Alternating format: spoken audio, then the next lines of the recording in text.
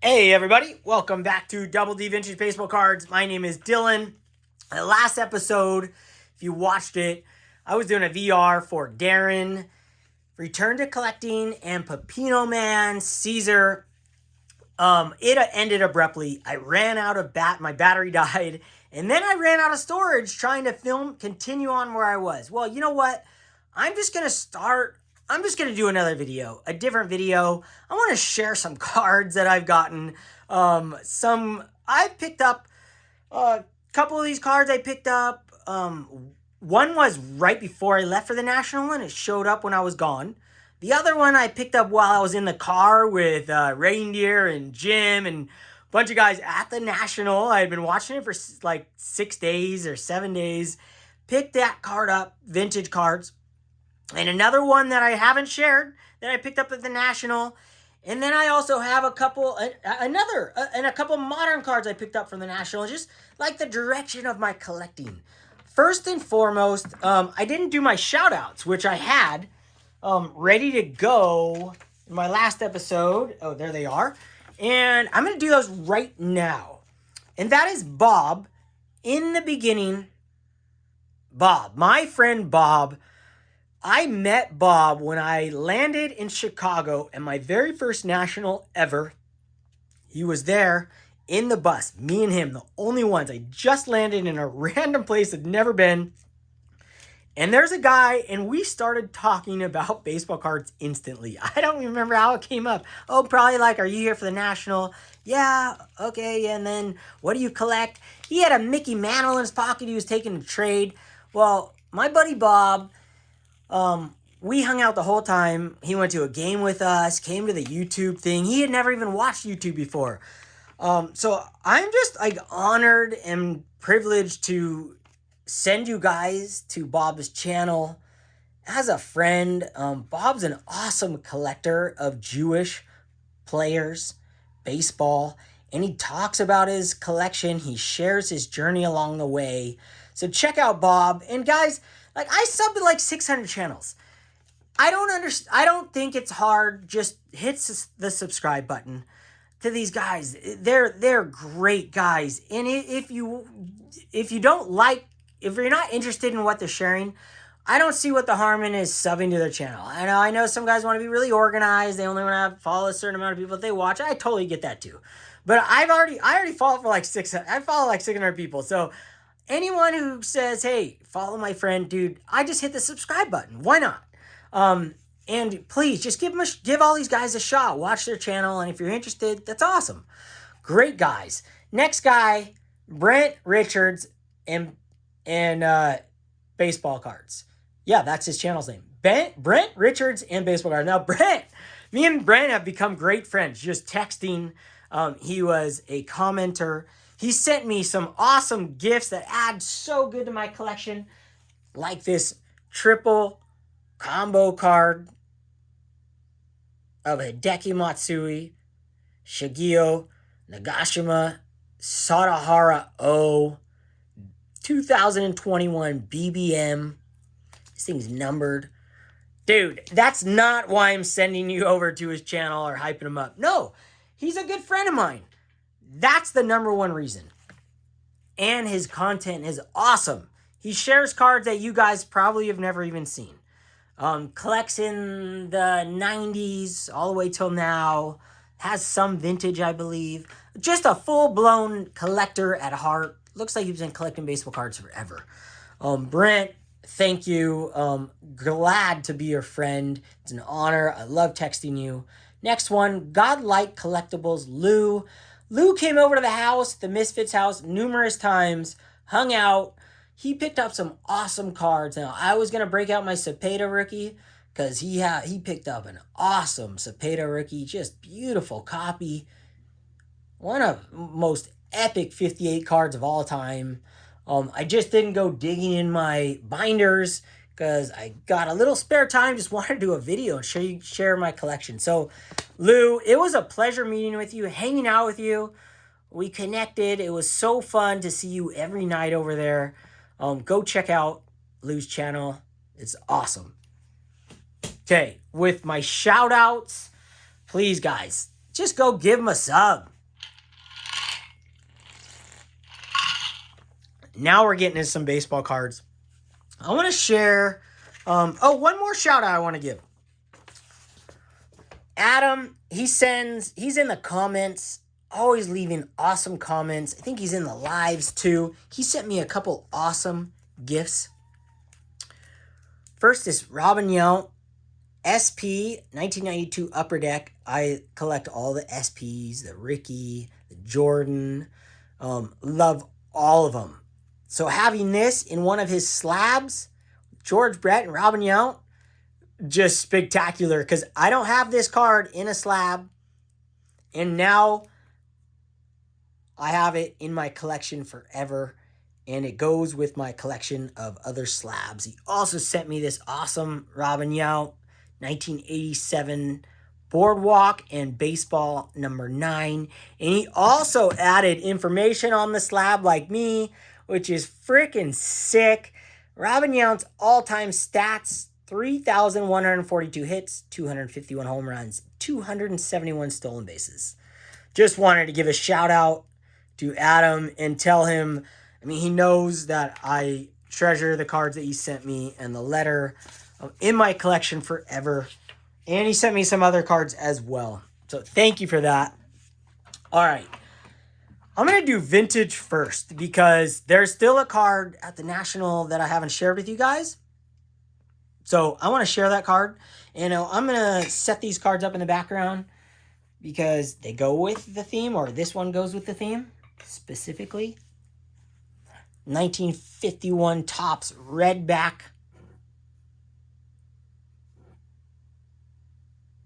Monte Irvin. Well, I might as well just show it up close. Like, how can I not just show this beautiful card up close? Maybe I haven't shared it yet. I love the 51 Top set. One of my favorite all-time sets in history since I was a kid. I remember seeing this, and my friend had it in his binder. My buddy Josh, later in life too, probably handed his binder off to me to look it up probably 10 years ago. And he had some old 51s in there, and it just brought up more passion for the 51s for me. I have had a Warren Spahn 1951 Topps card in my collection since I can possibly remember. Now, I sold the original one probably 7 years ago, and I bought another one. Maybe it was a little longer than that, but I had one. And it always bothered me because it was super off-centered. And I remember that specifically before even a centering guy. It was just so far off-centered, it always bothered me. And I had it for like 20 years. And I sold it. And then I bought another one right away because I had to have that card in my collection. And 51 Topps and Monte Irvin. And I'm reading a book right now, still going because it's like 25-hour long book about Willie Mays. And of course, Monte Irvin, being his mentor, showing him the ropes on the Giants. I've really just always loved Monte Irvin because he's always in books, but even more recently he's just completely on my mind because of the book. So I've really been hunting down his cards, in particular ones that I've had that I sold. I've had this 1954 Topps card in my collection forever. But this one I purchased while I was in the car at the National on eBay in an auction. I had been watching it for 7 days or so. So I didn't care where I was. I wanted to win this card. And I think I won it for $70-something. Stunning 1954 Topps. Centered, beautiful image, beautiful eye appeal all around, and a 4.5 SGC. I don't need any card that looks better than this. I still find it amazing that you can pick up a card like this for under $80. One of the greatest ball players to ever live. I mean, you put him in the top 100. Been a lot of ball players. I love this card. And the back, absolutely gorgeous back as well. Love 54 backs with the cartoons.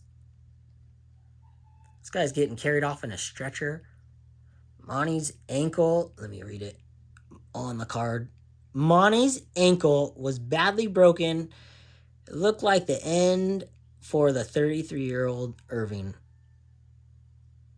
I can't read that other one, but I just love the cartoons. Like, look at how sick. There's like 3 cards on the back. I used to display a few of my cards in reverse, and I'll do that again. Periodically, I flip some over, like within the 54 set, have one in reverse. I used to love doing that. Haven't done it in a while, and looking at that back again makes me want to do that. Just a beautiful baseball card, beautiful example of an incredible player, Monte Irvin, breaking the Giants' first African-American with Henry or Hank Thompson to make the Giants, and that was the New York Giants back then. And then Willie Mays came along, and Monte and Willie Mays, great friends. Monte taught Willie Mays a lot. I'm really enjoying the book I'm reading right now, and I want to collect every Monte Irvin card because of it. Like, when it is every time I read a book, I go after the cards instantaneously. This one was at the National. The last pickup, well, I haven't shared a few more, but one of the last pickups that I have shared on my channel from the National, I have one more coming tonight that I'll share. And this card's not dead centered. I have a dead centered copy that I just gave away. And I've had a 4 in the past that was super diamond cut. But this one, for whatever reason, just hit the spot for me, even though it's not dead centered. 1952 tops. Monte Irvin, black back in a PSA 4.5. Let me get the focus going. The image is absolutely stunning. The color on it. The video is not going to do this card justice, nor the last one. It just kind of, they always kind of seem to get washed out on video, no matter what kind of lighting I do. But as you can see, it's not dead centered, but it doesn't have that diamond cut. And yes, I'll be the first to tell you, when I come across a dead centered 52 tops Monte Irvin in a lower grade, I will be purchasing it and selling this. But to have this card as not just a placeholder, it could be my forever copy.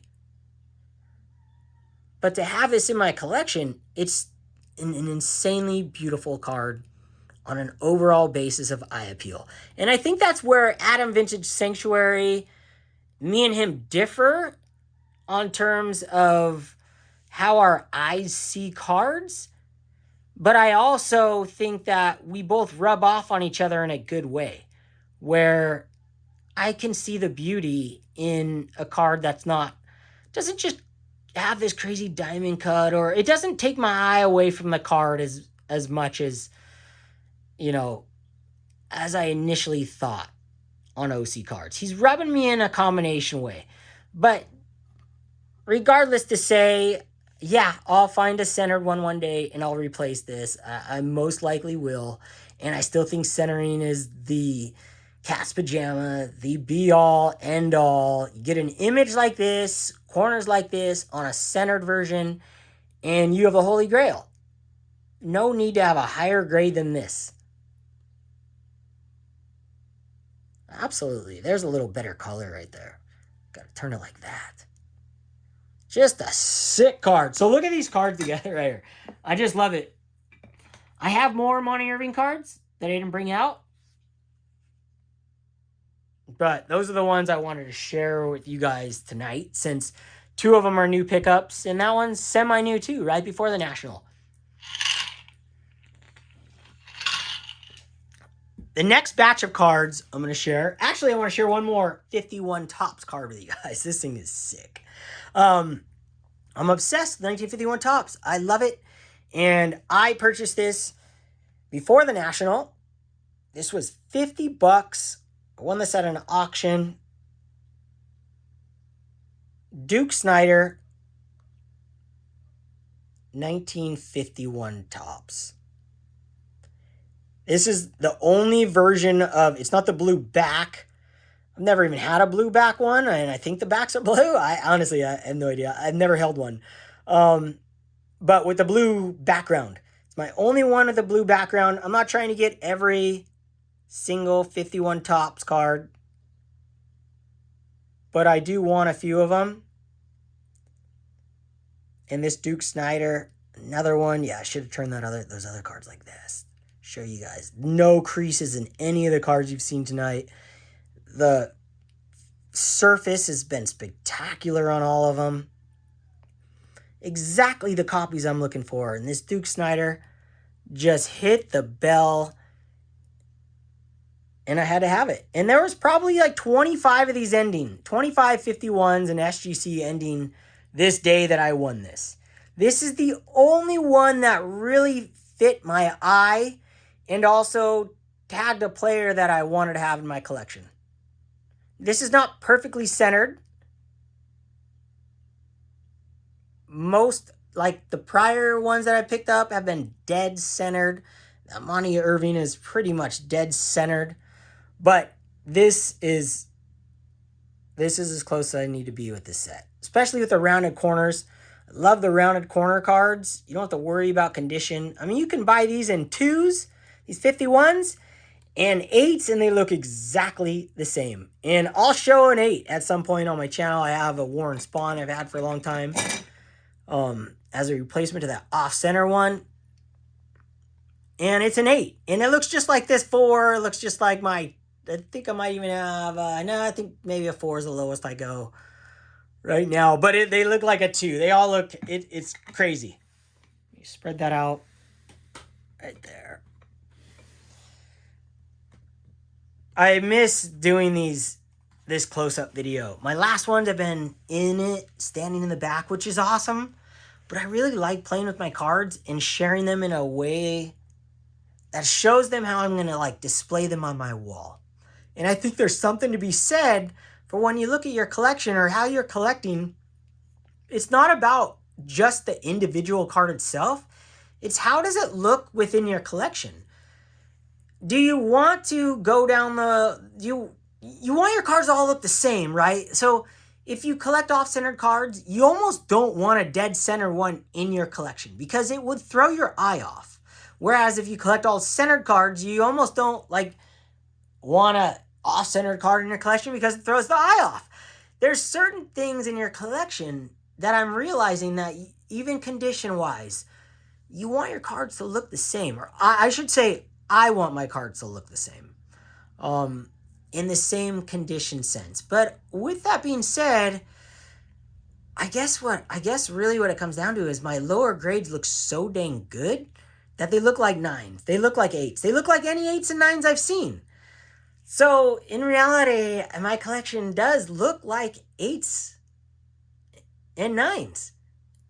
But they're not 8s and 9s. That's how I want my collection to look. And I want them all to look the same. So it's fun for me because I can buy 8s in 1970s and I can buy 4s in 1970s. As long as my eye is focused that day and I pick the right copy, they will look like they will look exact same grade. You won't even be able to tell them apart unless they're like in your hand, 3 inches away from your face, and you're searching. But when they're on my wall, even 6 inches away, can't tell them apart. These all look like these 3 look like 9s from right here. That one looks like an 8. Just because the centering. Seriously, that could be a 10. All right, so moving on to the next 4 cards that I purchased. Now, I love my modern cards. I really do truly love them. I have a blast with them. And what I love even more and more about them every day is that I'm creating a really unique collection. I'm trying to go for one design of every Topps card, one design of every Topps Chrome card, one design of every Bowman Chrome card, one design of every Heritage Chrome card from every year. One of a couple other sets, Finest, regular Bowman, and regular Topps, and so on. So within that, I have this freedom range, especially in the modern cards, because there's so many different parallels. I have the range to collect whatever parallel I choose to go after.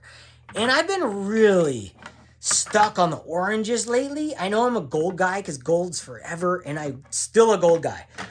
But I have decided to go even deeper. I don't buy modern cards that aren't numbered low anymore, unless they're like $1 and I just want them in my collection for whatever reason they fit for a certain way. But for my main collection, my binders, my graded binders, I want quote unquote rare stuff. I want the hard stuff to pull in packs. That's more a way to put it.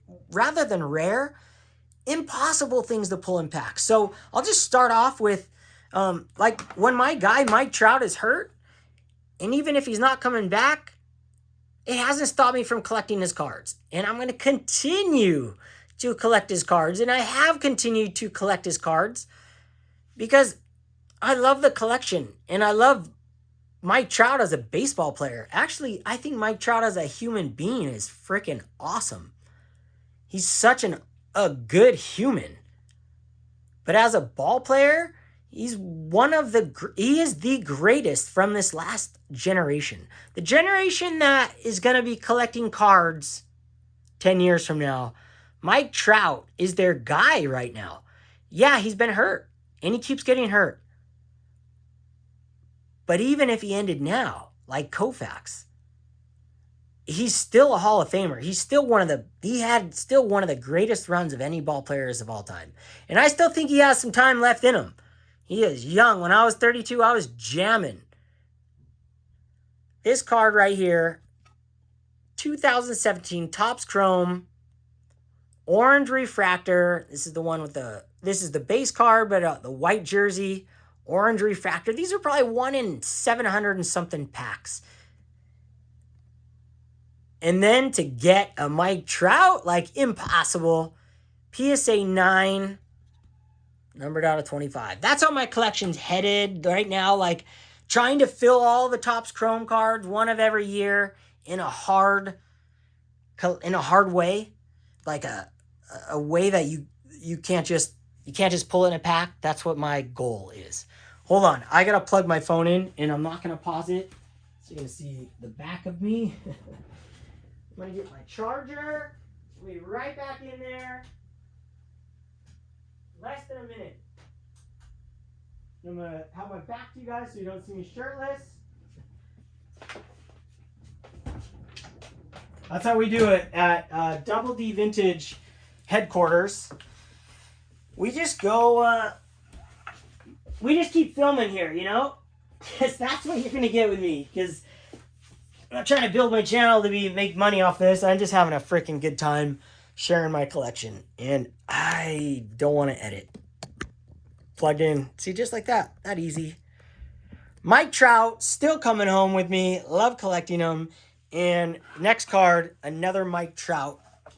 While he's hurt, while people aren't collecting them, I'm gonna keep buying them, add to my collection, and I'm gonna get the harder stuff to pull now because he's hurt.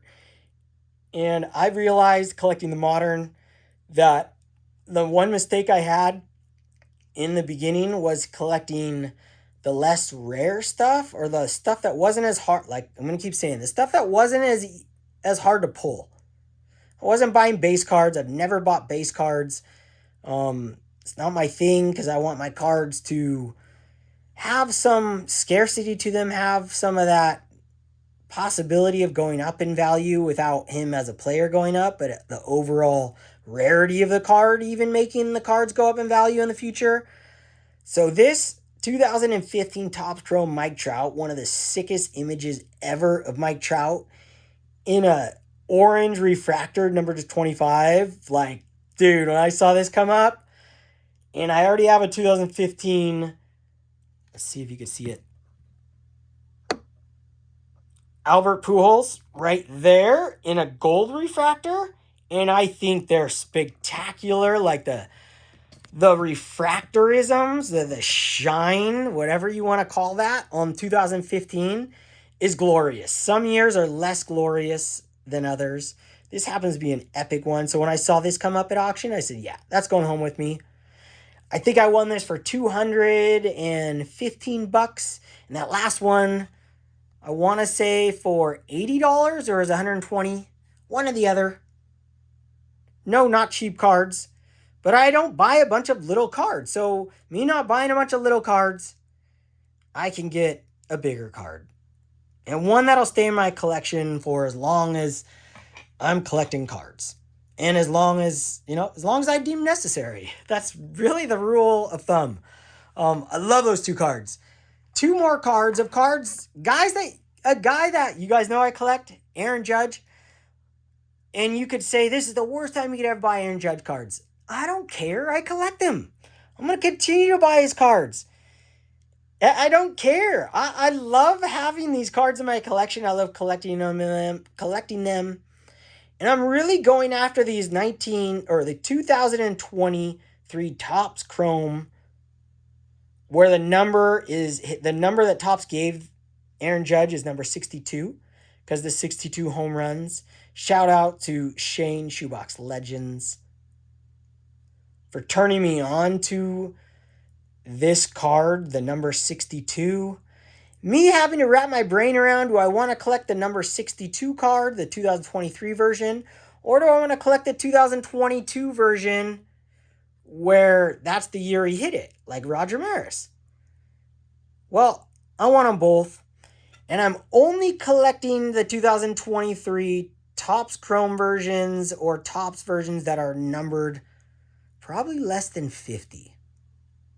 This one's numbered to 25, this orange refractor, and the shine on this. Now, there's not the etching like 1993, but the shine, overall shine, is just as vibrant on these limited edition version of the Topps Chrome. Just more expensive, more ways for them to put out another set. But I got this for, in just like 3 weeks ago, $80. $80. So say before the season I was buying these cards for, I was buying these cards for around $50. So now they're 80. I don't care about the $30. Like, I care, like, it's $30, but that's not the point. I want this card. It's going in my collection. I don't think Aaron Judge has reached his potential on value. And even if I did, it doesn't matter because these are for my collection. And literally in my mind, I think about everything. I think about all that. I don't want to waste my money. But yet, I also, number one important thing is to have a good time with this and collect cards that I love. And I'm loving these orange refractors. I can't help it. I've bought so much packs over the years and boxes. Orange refractors were unheard of to pull. This 2020 Topps Chrome Aaron Judge SP orange Topps Chrome orange refractor. The image on it is freaking awesome. The shine on this isn't as good as some of the other Topps Chrome. It's still there. It's still got the shine. But it's not... It's weird. When you start collecting modern cards, there's definitely a difference in those shine. I should start grading the shine. This would be like on a scale of 1 to 10, 1 being like this year's Topps Heritage Chrome, and 10 being, 1993 Finest Refractor, or the Bowman 98 or something. This would probably be like a 3. Whereas that right there, minus the etching, would be up there in an 8 scale. But I love this card. Regardless, it's a beautiful, beautiful image. Just a really cool image. And this thing's numbered 25 out of 25.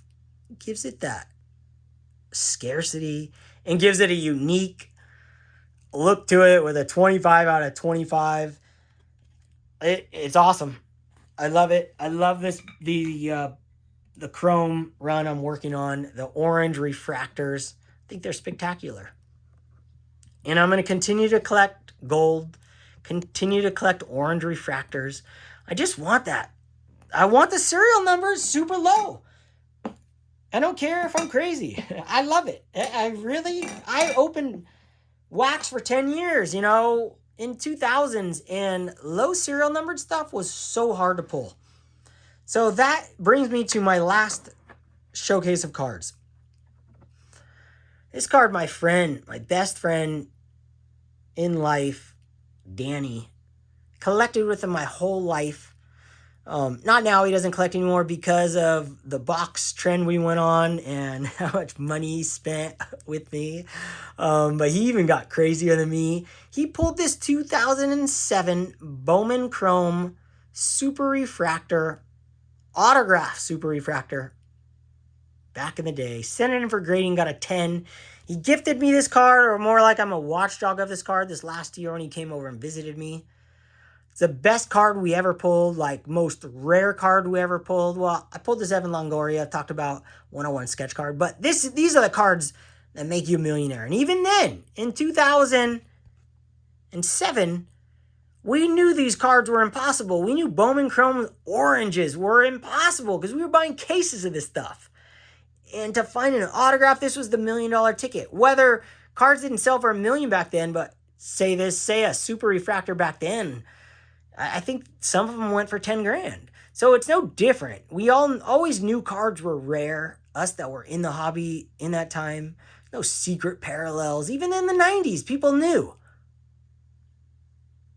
But I still think, this stuff has value. I think these old refractors and these new refractors, low numbered, will retain their value in time. Now, whether the card market goes up or down, that's a totally different conversation. Card market on the same trajectory. Rare stuff is rare. Doesn't matter if it's new or old, or they print 10 more parallels than they did in the past. Orange refractors are still only numbered out of 25, and they're still only 1 out of 780 plus packs. And then you have to times that by how many cards are in a set. And when you look at these Bowman Chromes and these Topps Chromes, you're talking 300 to 700 cards. You're talking impossible pulls if you want that exact card. So that brings up that 2007 Bowman Chrome, because I'm trying to get one card from every year of Bowman Chrome, up to 4 cards from each year. That's my rule because it fits on one binder page.